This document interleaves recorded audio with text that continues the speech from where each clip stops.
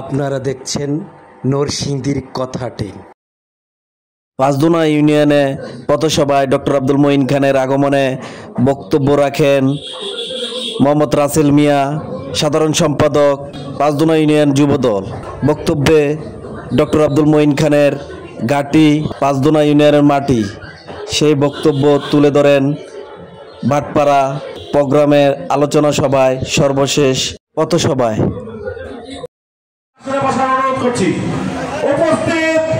আজকের এই আলোচনা সভায় আমাদের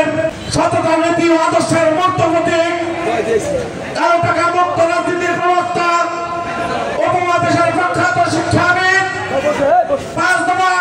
আঞ্জামার পাড়া ইউনিয়ন ও পলাশনির্বাচনী এলাকার উন্নয়নের রূপকার ডক্টর আব্দুল মঈন খান স্যার, যিনি এই চীনের দিক থেকে শুরু করে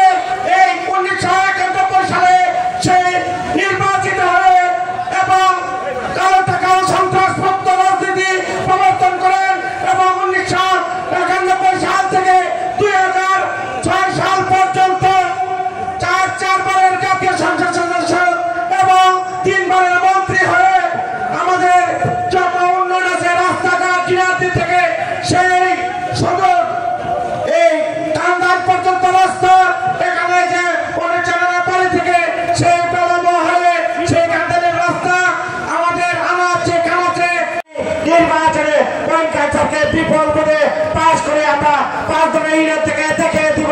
পাঁচদুনা ইউনিয়নের মাটি ডক্টর আব্দুল মঈন খান স্যারের কাঠি, ভাটপাড়ার মাটি মঈন খান স্যারের কাঠি।